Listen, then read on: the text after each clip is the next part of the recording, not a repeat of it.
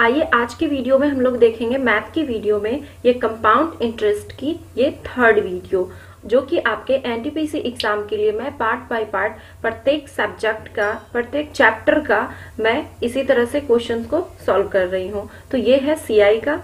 तो आइए देखते हैं इसका पहला क्वेश्चन। पहला क्वेश्चन दिया गया है, कहता है कि चक्रवृद्धि ब्याज की दर से कोई राशि 6 वर्षों में 3 गुनी हो जाती है, तो 1275 रुपया उसी चक्रवृद्धि ब्याज दर से 18 वर्षों में कितने हो जाएंगे।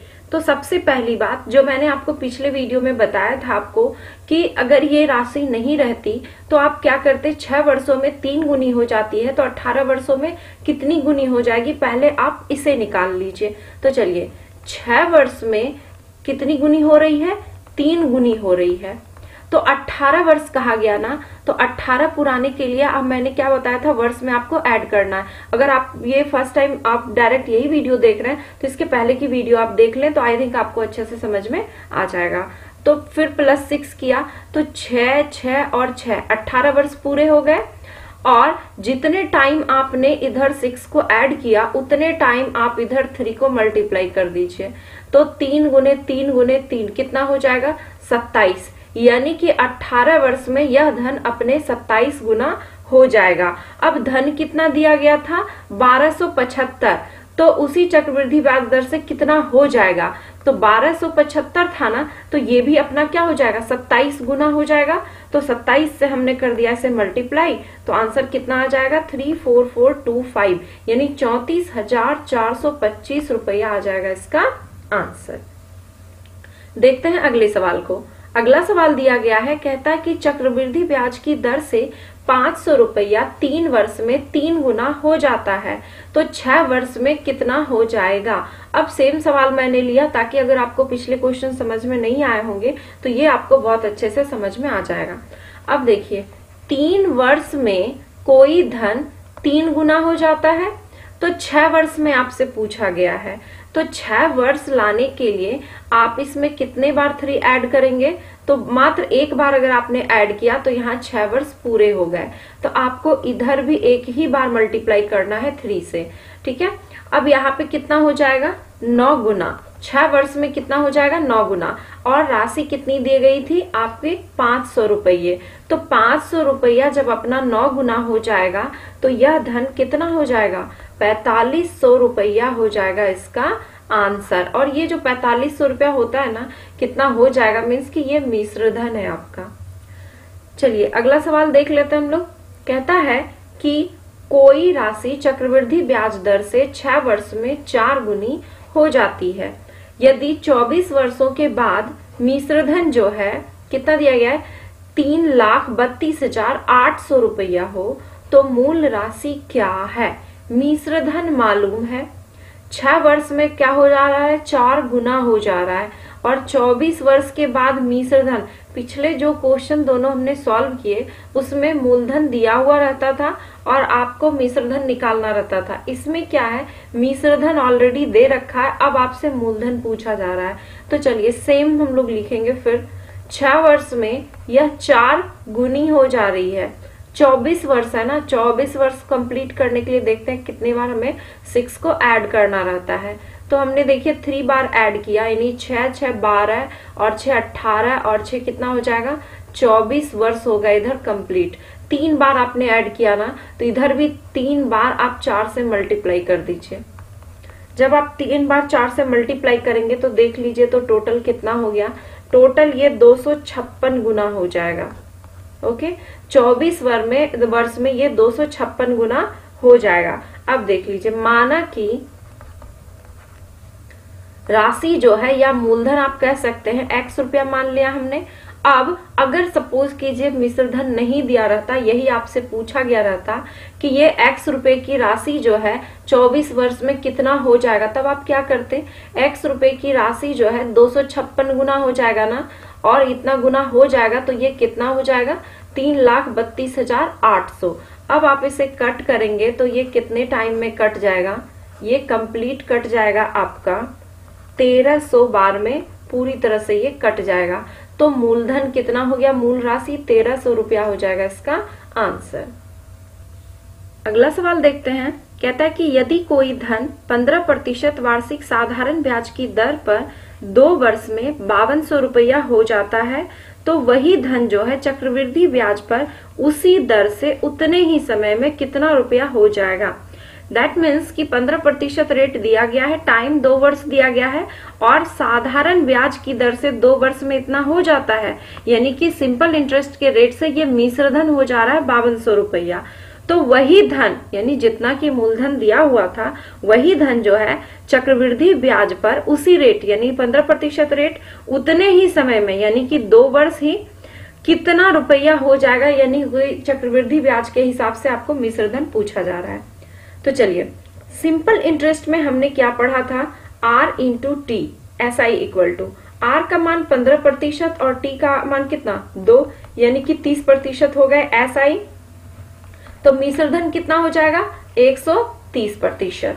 अब यहाँ पे अब आ जाइए, अगर 15% के रेट से 2 वर्ष का चक्रवृद्धि ब्याज अगर निकालना हो तो कैसे हमने बताया था आपको फर्स्ट वीडियो में निकालने के लिए। सबसे पहले करेंगे 15 का स्क्वायर तो 225 हो जाएगा, 225 होगा तो सिर्फ 25 लिखेंगे, बाकी रहे 2। 15 गुने 2 करेंगे तो 30 और 2 कितना हो जाएगा 32, यानी 32.25 ये हो गया आपका CI। लेकिन आपको निकालना है क्या मिश्र धन, तो मिश्र धन 132.25 इतना % हो जाएगा। अब चलिए हम लोग निकालते हैं। 130% है आपका मिश्र धन और मिश्र धन 5200 रुपया दिया गया है, तो 1% बराबर कितना हो जाएगा 5200 और बटे 130%। इसीलिए अमाउंट निकालना है आपको चक्रवृद्धि ब्याज के रेट से, इसीलिए 132.25% बराबर कितना, पॉइंट हटाएंगे तो 00 आ जाएगा। और जब आप इसे पूरी तरह से कट करेंगे एक एक करके तो ये आ जाएगा आपका 5250 यानी कि 5250 रुपया आ जाएगा इसका आंसर। कट करके आप खुद से चेक कर लीजिएगा, क्योंकि अगर मैंने यहाँ पे कट किया तो टाइम की थोड़ी बहुत ज्यादा बर्बादी भी हो सकती है, इसीलिए मैंने डायरेक्ट आपका आंसर लिख दिया। चलते हैं अगले सवाल पर। अगला सवाल हो जाएगा आपका, कहता है किसी धन पर 12% वार्षिक दर से 2 वर्ष का चक्रवृद्धि ब्याज 1590 है। अब यहाँ पे कहता है कि 12% रेट और 2 वर्ष का यहाँ पे चक्रवृद्धि ब्याज दिया गया है। अब साधारण ब्याज इतने ही समय में इसी धन का इसी दर से क्या होगा, धन भी वही, रेट भी वही, टाइम भी वही, और आपको उससे निकालना है कि साधारण ब्याज कितना हो जाएगा। अब देख लीजिए, सबसे पहले 12% के रेट से 2 वर्ष का हम CI निकाल लेते हैं, क्योंकि यहाँ पे CI ही दिया गया है। तो सबसे पहले 12 का करेंगे स्क्वायर तो कितना हो जाएगा 144। 144 का हम 44 लिखेंगे, बाकी रहा 1। 12 गुने 2 24 और बाकी 1 25, यानी कि 25.44 इतना % हो गया हमारा ये CI। और SI से अगर अब निकाले तो R इंटू टी होता है, तो 12 और गुने 2 यानी कि 24% हो जाएगा SI। अब यहाँ पे लिख सकते हैं हम 25.44% इक्वल टू कितना दिया गया है 1590 दिया गया है चक्रवृद्धि ब्याज, इसीलिए 1% बराबर कितना 1590 और बटे 25.44, इसीलिए क्या निकालना है साधारण ब्याज, इसीलिए 24% बराबर। पॉइंट हटाएंगे तो 00 आ जाएगा और जब इसे कट करेंगे तो 1500 रुपया आ जाएगा इसका आंसर। अगला सवाल देखते हैं। कहता है कि 4000 रुपये पर 20% वार्षिक दर से तिमाही तथा छमाही संयोजन के आधार पर 1 वर्ष में प्राप्त चक्रवृद्धि ब्याज के अंतर लगभग क्या है, ये आपसे अंतर पूछा जा रहा है। सबसे पहली बात, तिमाही, जब जो है ब्याज तिमाही संयोजित होती है तब जो है रेट में हमने क्या बताया आपको करने के लिए, 4 से आप डिवाइड करेंगे, क्योंकि एक साल में 12 महीने होते हैं और तिमाही यानी 3-3 माह के कितने टर्म आएंगे 4 टर्म आएंगे, इसीलिए 4 से डिवाइड करेंगे तो 5% आ जाएगा और टाइम 1 वर्ष दिया गया है तो आपको इसमें 4 से मल्टीप्लाई करेंगे तो 4 वर्ष आ जाएगा समय। अब फिर क्या दिया हुआ है छमाही, छमाही मीन्स की 6-6 माह का 2 टर्म आएगा एक साल में, तो रेट में क्या करना है, रेट दिया गया है 20%, तो 2 से भागा करेंगे तो 10% हो जाएगा और टाइम 1 वर्ष दिया गया है तो 2 से मल्टीप्लाई करेंगे तो 2 वर्ष आ जाएगा इसका। अब दोनों के हिसाब से आपको चक्रवृद्धि ब्याज निकालना है और इसका फिर अंतर आपको निकालना है। तो चलिए इसे सॉल्व करते हैं हम। तिमाही के लिए देखते हैं। सबसे पहले तिमाही के लिए चक्रवृद्धि ब्याज अगर निकालेंगे तो उसका फॉर्मूला क्या होता है, CI का P इंटू यानी 4000 दिया गया है 1 प्लस R/100। तो R का मान आपका कितना हो गया है यहाँ पे 5%। तो डायरेक्टली मैं कर देती हूँ, तो 105/100 आ जाएगा, क्योंकि 1 प्लस 5/100 करेंगे तो इतना ही आ जाएगा। और टाइम कितना 4 ईयर, और माइनस कर देंगे फिर इसमें आप मूलधन, तो निकल जाएगा चक्रवृद्धि ब्याज। जब आप इतना सॉल्व करेंगे तो सॉल्व करने के बाद 862.025 आ जाएगा, इतना रुपया इसका चक्रवृद्धि ब्याज। और जब आप इसका छमाही के रेट से चक्रवृद्धि ब्याज निकालेंगे तो ये तो 10% 2 वर्ष के लिए है, तो डायरेक्टली आप ऐसे निकाल सकते हैं टेबल के हिसाब से, तो 21% आ जाएगा। तो आप इसका डायरेक्ट निकाल लीजिए कि 4000 का 21% अगर आप निकालते हैं तो कितना हो जाएगा 840 रुपया हो जाएगा। अब कर देना है आपको इन दोनों का अंतर। जब आप इन दोनों का अंतर करेंगे तो कितना आ जाएगा आपको, ये 0.25 तो आ ही जाएगा, इधर कितना बच जाएगा आपके पास 22.025, इतने रुपये का आ जाएगा अंतर, और यही हो जाएगा इसका आंसर। अगर आप ये ऑप्शन में नहीं है तो आप इसे लगभग में 22 रुपया कह सकते हैं। ओके, अगला सवाल देख लेते हैं। अगला सवाल दिया गया है, कहता है 7000 रुपये पर 7% वार्षिक दर से 2 वर्ष में प्राप्त चक्रवृद्धि ब्याज साधारण ब्याज से कितने रुपए अधिक है। अब देख लीजिए, 2 वर्ष में रेट दिया गया 7%, मूलधन आपको 7000 दे दिया गया है, और कहता है कि चक्रवृद्धि ब्याज जो है साधारण ब्याज से कितने रुपए अधिक है। इसका मतलब ये कहना चाह रहा है कि कितना अधिक है या कितना कम है, इसका मतलब ये अंतर होता है। तो अंतर 2 वर्ष के लिए CI और SI में अंतर बराबर फॉर्मूला होता है PR²/100 का होल स्क्वायर। तो अंतर तुम निकालना है आपको। 7000 दिया गया है आपका P का मान मूलधन, R² यानी 7 का स्क्वायर करेंगे तो 49 हो जाएगा, और 100 का स्क्वायर करेंगे तो 30 यहाँ से क्या हो जाएगा आपको कैंसिल हो जाएगा, और जब आप इसे मल्टीप्लाई करेंगे तो 343 आ जाएगा, और 1 0 नीचे है तो यहाँ पे पॉइंट लिख देंगे हम। तो अंतर कितने रुपये का हो गया, या कितना रुपया अधिक होगा चक्रवृद्धि ब्याज, तो 34.3 रुपये। अगला क्वेश्चन देख लेते हैं।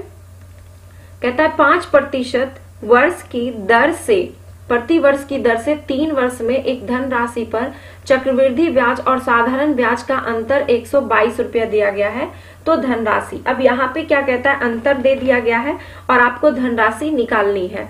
तो 3 वर्ष के लिए 3 वर्ष का CI और SI का अंतर क्या हो जाता है, PR²/100 का होल स्क्वायर आप लिखते थे, तो यहाँ पे बस आपको क्यूब लिख देना है, और यहाँ पे 300 प्लस R आपको ऐड कर देना है, सॉरी मल्टीप्लाई कर देना है बस, और कुछ भी नहीं करना।